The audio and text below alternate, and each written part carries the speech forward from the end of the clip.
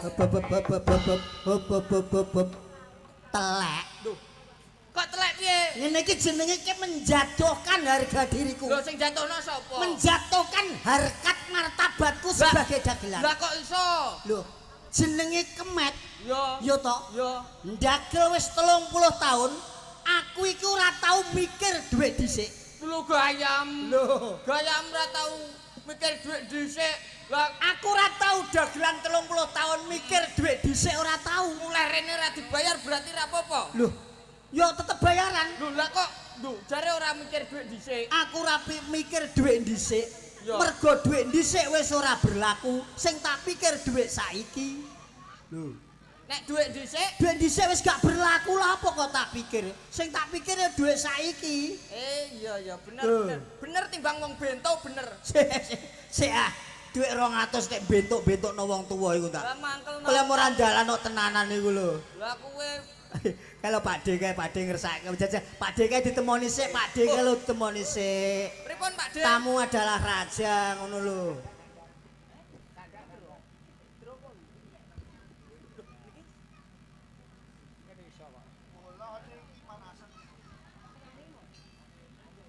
Wis njaluk apa turuti ngersake apa turuti sing penting aja njaluk medune rega ngono lho. Jaluk Sidro 8. Sidro 8. Sidro 8. Pelok. Pelok nih ngapunten niki gamelane mboten pelok Pak D. Pun kula sanjangi. Heeh. Jarene cekak sembarang. Sembarang. Lah iki gamelane slender jaluke peloke gak bingung apa panjake engko. Wong sing didepi iki rak slender. Lah iya. Slendro. Slendro. Ayo Lah nyune iya. kok pelok. Jare sembarang. Sembarang. Ya nek sembarang gampang ae. Aja meneh kok lagune wong urip. Aku lagune wong mati ya iso kok. Lagune wong mati Lho, ya. iso aku lagune wong mati. Umume ning alam donya ya lagune wong urip ah. Aku lagune wong mati iso. Lagune piye? Lagune wong mati. Piye? La ilaha illallah, la ilaha illallah, la ilaha illallah, la ilaha illallah. Teleh. Loh, kae nonggone dhewe tanggane mayat diberangkatno karo Yo. terus do nembang la ilaha illallah, la ilaha. Berarti ku lagune mayit, lagune wong mati ku. Ora wong mati nyanyi ngono ora? Apa? Ora. Ora wong mati. Ya ora ana wong mati kok nyanyi. Tak kira wong mati nyanyi. Iki lakone Joko Tani. Kenapa? Sebagai wong tani, kowe cara tak takoki roh. Ya ora. Roh tenan. Ora. Apa mau takoni apa? Asile wong tani ki rek macem-macem. Iya. Ana polo kependem, polo kesempar, polo kesandung. Oh iya. Kowe ngerti? Maceme polo kependem.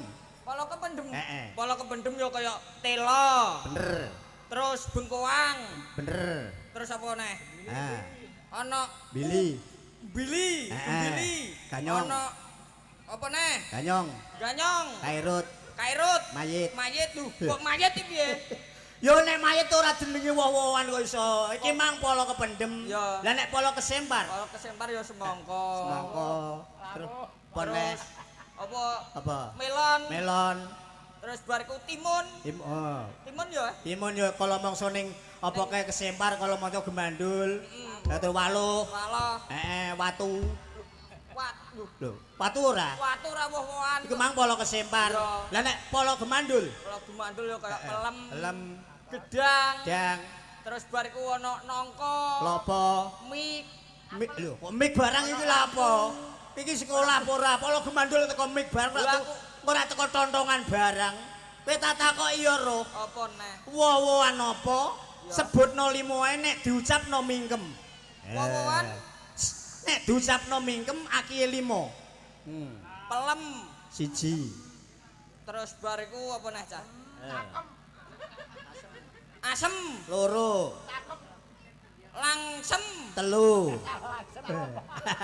Ayo, 5 ae. Pelem. Pelem balik siji mang wis mbok sebutno kok. Asem. Loro. Dasem. Dasem ora. Wis teko ndasem barang iku lho. Pelem asem. Terus sitoke mau Apa? langsem. Lho wis mok telu iku tok. Akeh. Woh-wohan. Wowoan sing diucapno mingkem akeh. Apa ae? Apa pelem, Pelem 5, asem, loro, lansep, telu, Semangka. Lho, semangka yo mengo ah. Urung Semangka bar. kok mingkem iki. Urung bar urung rampung kok. Semangka enom. Mingkem to? Semangka nom. Semangka enom. Iya. Oh. Kurang siji. Salak. Oh. Salak yo nom. Salak. Mesti yo nom Tak ngono. nom. Alah alah. Lho. Yo kabeh berarti yo mingkem kabeh nek nom. Ha iya. Lah nek iku yo ana sing gak iso mingkem. Apa? Lah iku Apa? bung Bung. Bung enom. Lho iso lho kok iso. Wawan kok teko bung barang Jawa apa ora? bung iki gak lawan. Ah, kok iso. Berarti yo iku golekno Apa? buah-buahan Heeh. 5 sing gurine K. Sing gurine Kak. Salak, Siji, kesemek, loro, gedondong kok lho ora iso ya. dodong yo Gedondong kok mengo. Ya ora ya mok loro yo tok. ora iso ah. Salak, kesemek, K yo K loro. jarak Jarak telu. ya mok telu. Yo ora iso ah. Apa ae? Yo akeh ah. Apa? Salak, Siji, apa mau jarak, loro. terus semangka. Semangka mengo, semangka. Semangka bosok. Gurine K. Semangka, Bosok. semangka bosok. Melon. Melon mengo melon. Rong bar kok. Melon mengo lho iso. Melon bosok. Gurine K. Terus apel. Apel Apel bosok. cangkemem Cangkemem yo bosok.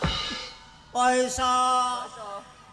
Kowe nek sebagai apa kedagelan nom-noman Kenapa? paling ora punya intelektual sing dhuwur. Intelektual apa? Hari-hari besar nasional Ya. kowe apal Ya apalah. nek 17 Agustus Memperingati Hari Kemerdekaan Indonesia.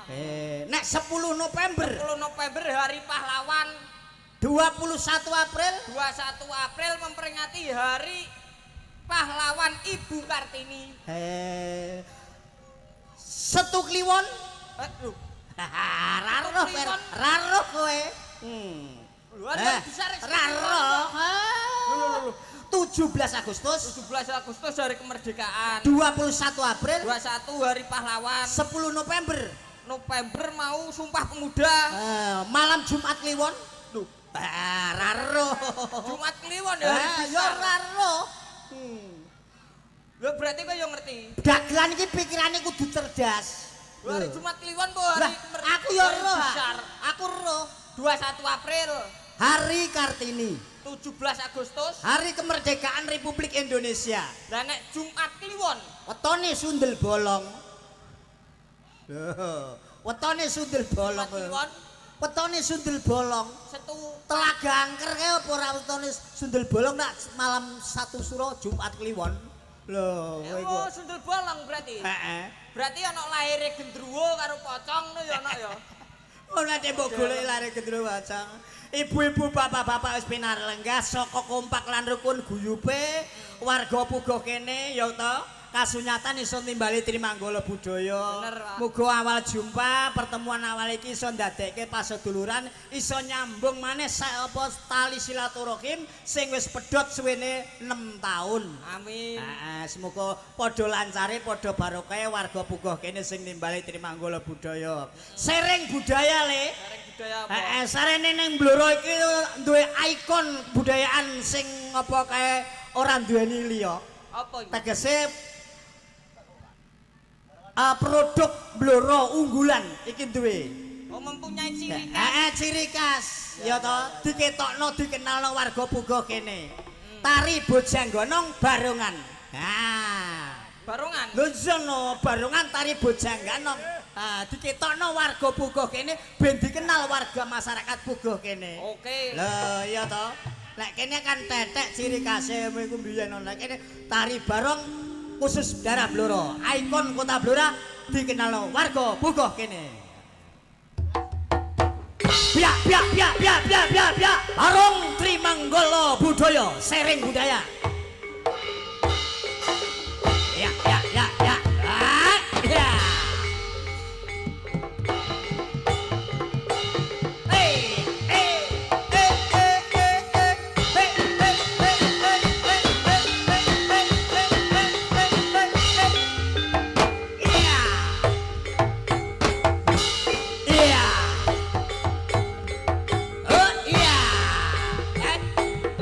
sik.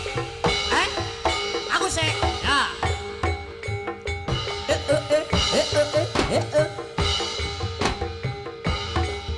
Iya. Andi balung.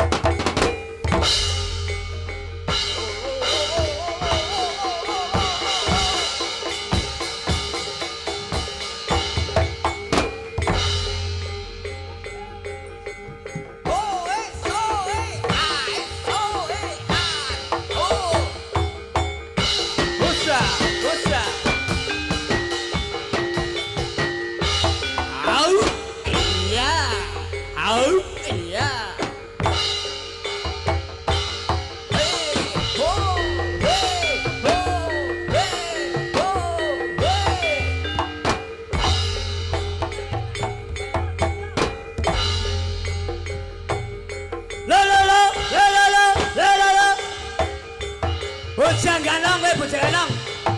Iya.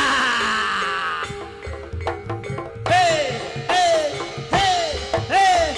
Hey oh hey, hey oh hey, hey oh hey, hey oh hey, hey oh hey, hey oh hey, hey oh hey, hey oh hey.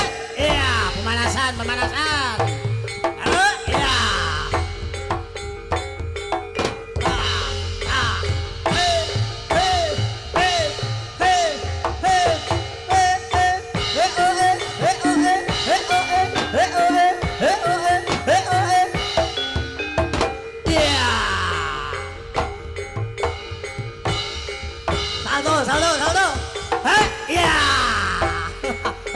Salto bujang ganong kok iso. Ya, ya, ya, ya. Ha solo, ha solo, ha solo. Hey, hey, hey, hey.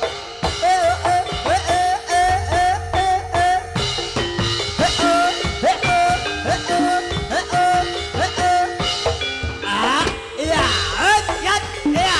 Ha, hot, ah, hot, ah, hot, ha, ho, hot, ah, ho, ha, ho, ha, ho, ha.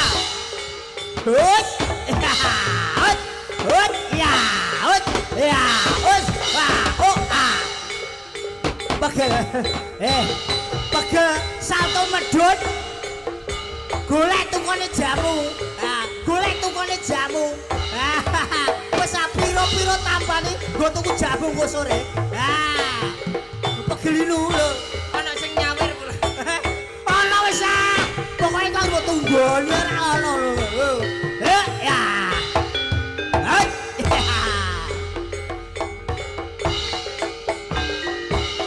Awas, awas, awas. Awas. Awas, awas. Dhuwur, dhuwur, dhuwur. Dhuwur yo, dhuwur. Dhuwur, dhuwur aja, aja. Aja. Le le le le le le le. Le le le le le. Hei, hei. Aja. Kokle aku sesuk gawekno neh kok. Kok iso iku lho. Ha, andian yo.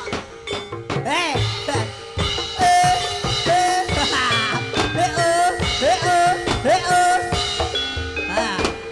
Cilik-cilik ben latihan bojang ganong. Ah. Hei, hei, hei, hei, hei.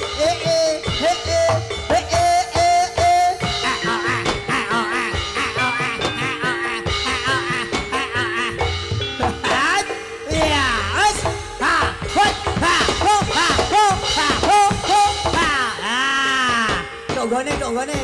Lo lo lo lo lo lo lo lo lo lo lo lo lo lo lo.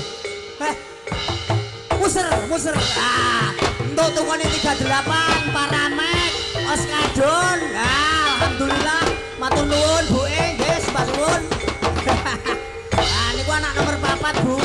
Anake kemet sing nomor 4, Bu. Kula jak mergawe, golek gawe nangel kok. Wis pokoke sak gawe-gawene le lho. Tak jaluk nembok Dik. Puguh aku ngono mau, omah. Lo lo lo lo.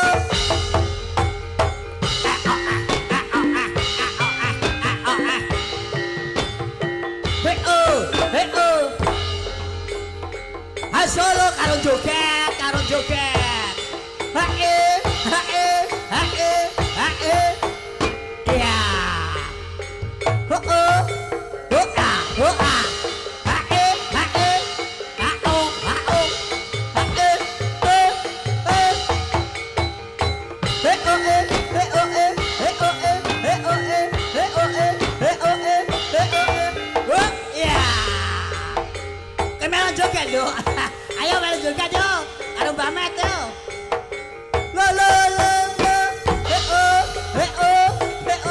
Matur nuwun Bapak Ibu ingkang sampun dono driyah.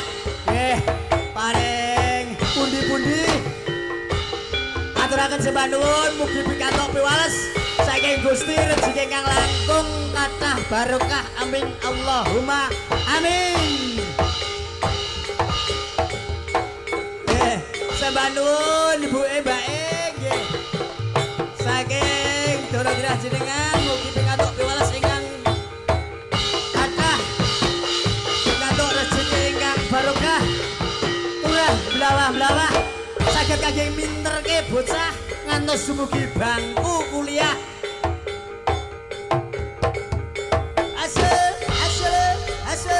Asal karo joget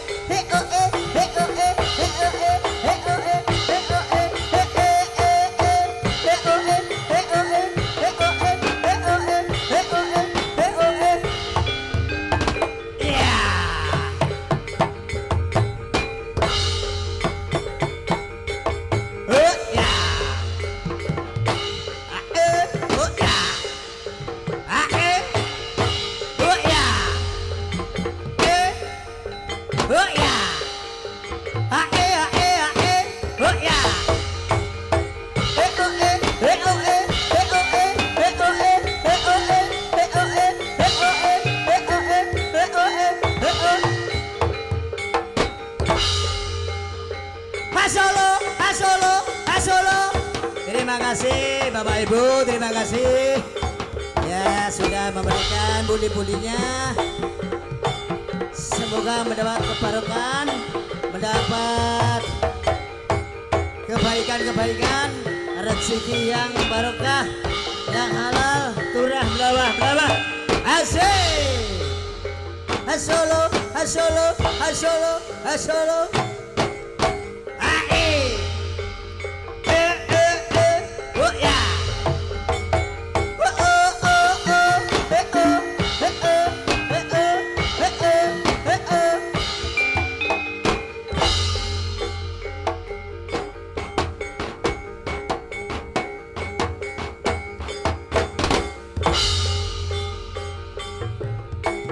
Cukup, balik, cukup.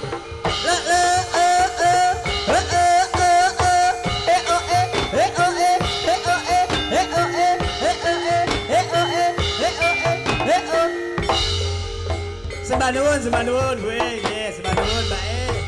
Terima kasih nggih adik-adik. Aduh, cilik-cilik barang melu nyawer ya. Wah, dibimbing kalau ibuke, dibimbing karo mbake.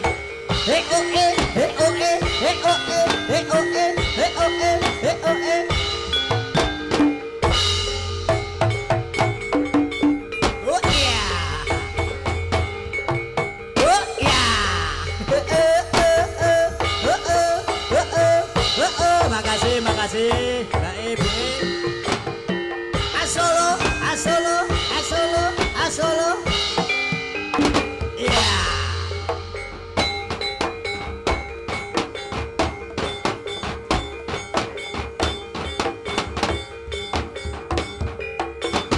Iya.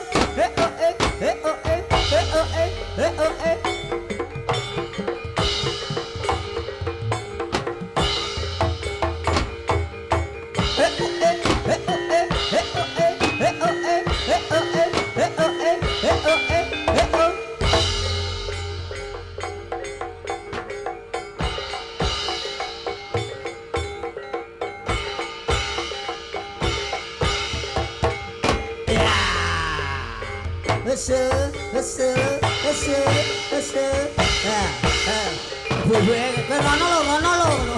Rono lho ganti gone bapak-bapak ngono. Lho lho lho.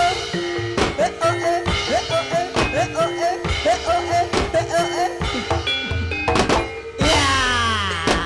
Iya, matur nuwun Bapak matur sembah nuwun. Matur sembah nuwun nggih.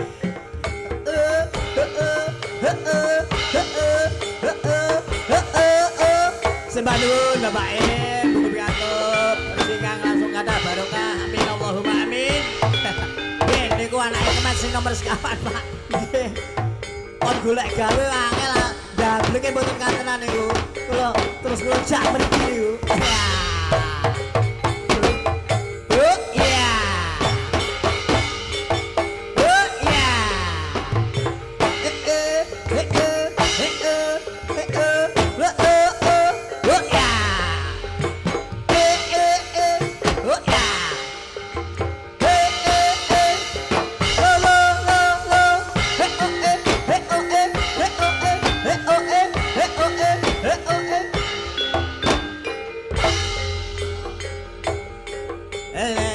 Cukup ya. Lho, sentuk ibu ae. Nggih, matur nuwun Pak Ji, nggih. Osolo.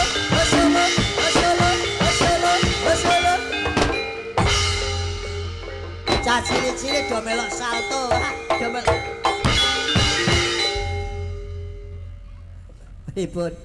Nggih, sembah nuwun.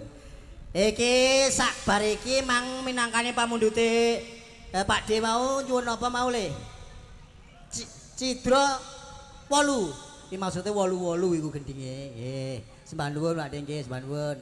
Cidra 8. Nggih, monggo kanca pradonga nika saking panyunipun minangkane pamundhut saking Pak D nika mersake Cidra 8. Badhe niku mangke lampanipun dipun lajengaken kersanipun ngantos sampurna awit menika panyunipun Bapak panitia, nggih. Monggo Cidra 8. Saiki kowe matur nuwun dhewe iki mangeran aku sing matur nuwun. Kowe sing matur nuwun karo Bapak Ibu sing wis paling dono driyah, yo.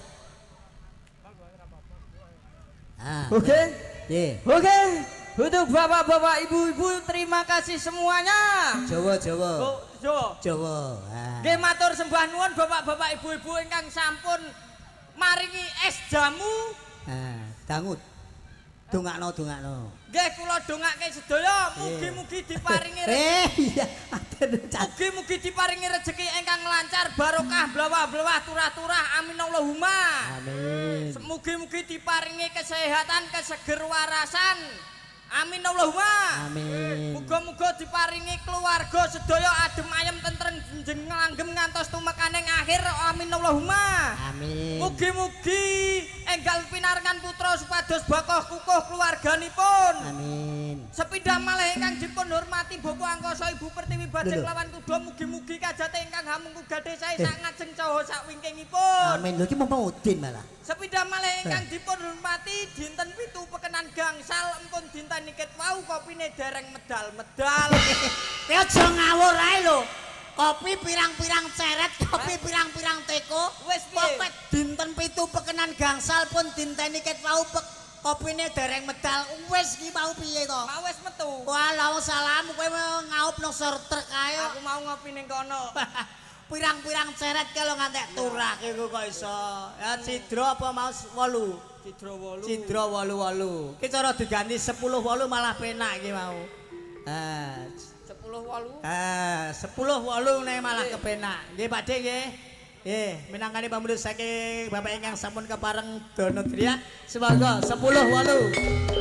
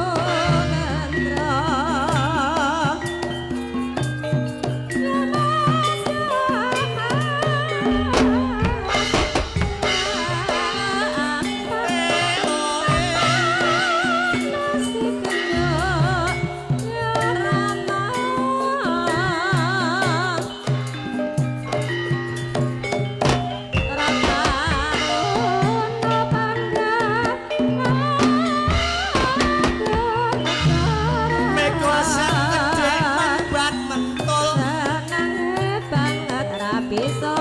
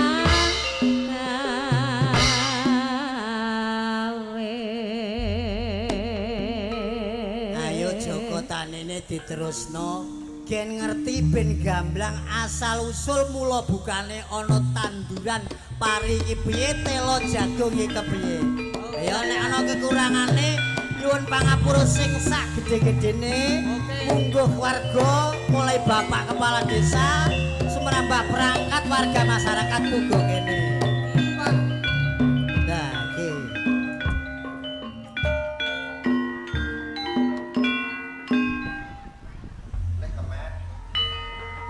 Joko Tani wis rumangsa seneng parandene nggon apa sing dadi kaya ati iki mau tak gambarake kaya dening pedhut wis Tegese gegayuanmu kok dene pedhet wis sumilak.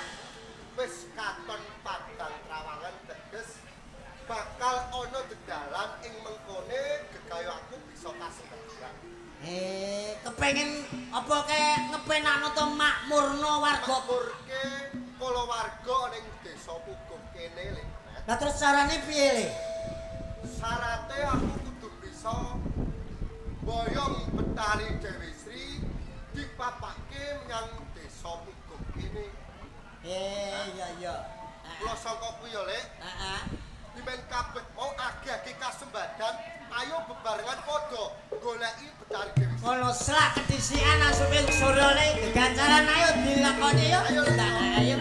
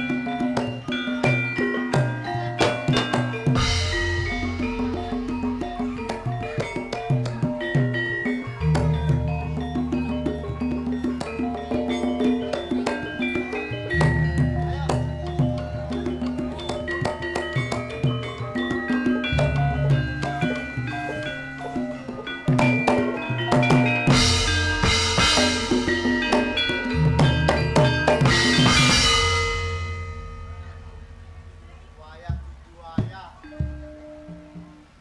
Iki dina aku nyegatono ing prapatan kene mbok menawane mengko Mbak Yu gawe kunjung tekan ana ing prapatan kene.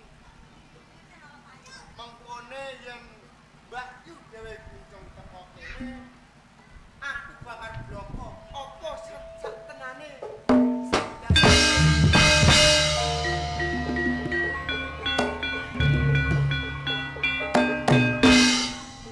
Nek wayah sore iki Mbak Yu gawe kunjung iki biasane lewat ana ing papan kene nanging nganti yapene kok ana lewat.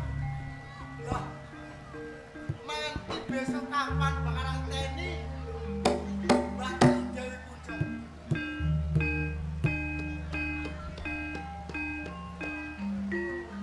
Sopo wae?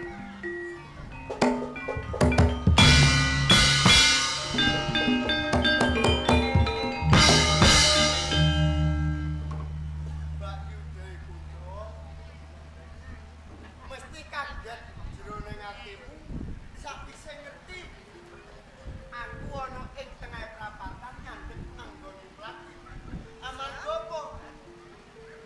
Saktenane aku kok nganti ngandhut anggon mlaku amarga aku kepengin bloko sito. Aku kepengin catur netra marang Mbak Yu. Cung. Kepengen bloko. Bloko banget. Yang apa? Ngene Mbak Yu. Wis pirang-pirang dina aku iki arep kandha marang Mbak Yu Dewi Pucuk. Awan aku ora doyan mangan yen bengi aku ora bisa turu. Amarga apa? Amarga aku mikirke bocah wadon sing dadi gontelane atiku.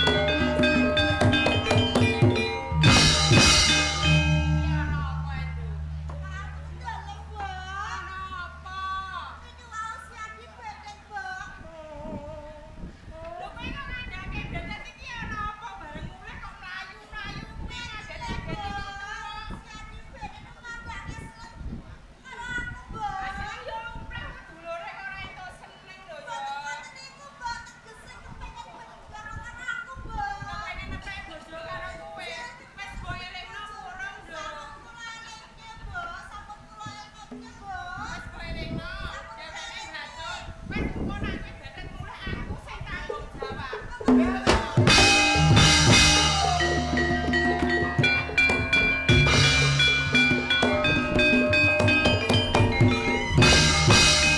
Ayo.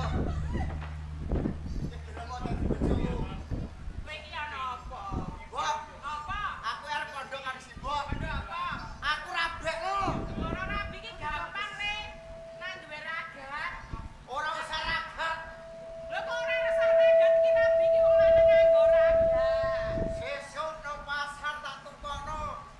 Mas Pijes Raja Brana. Iya kaya ndek duwe ae. Loh, aku iki main slot. Manslah. Sing ngambung rabene iki sapa? Nak bocah kene tak rabekno. Tenan, Iya. sing tak senengi, sing dadi gondelaning atine Joko Bedet ora ana liya mung Dewi. Muncung, Mbok. Lho kowe iki lali apa nglali? Kok lali piye? Lah wong kucing iki apamu kucing iki dulurmu ya le yo. Yen kowe kena tak kandhani aja. Nak kowe entuk desane dhewe ya pitanggo temparo tak rabekno. Aku wis lho. Nek dhewe muncung iki sedulur unake lho sambung. Saumpama tak tresnani ora dadi apa. Senadana dulur sambo iki ning ngenger wis sibuk. Pokoke kucing wis tak anggap anakku dhewe kowe kena tak kandhani apa ora? Wong wis dadi sumpahku. Aku nek gak duweni mbak dhewe muncung duwe becik ora ngonangi padange jagat. Oh, boten Waduh, waduh.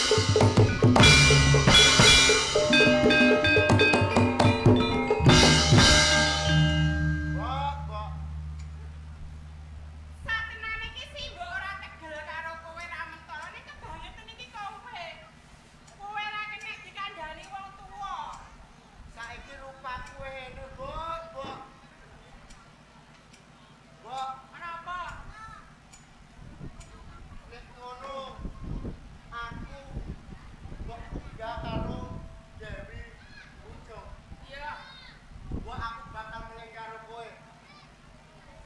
Nek aku gedadak wis ora bagus. Saiki wis kaya manuk betet. Aku bakal meneng karo si Mbok. Nganti besok kapan Mbak Yu Dewi Kuncung dadi kala tadaku mbok cukup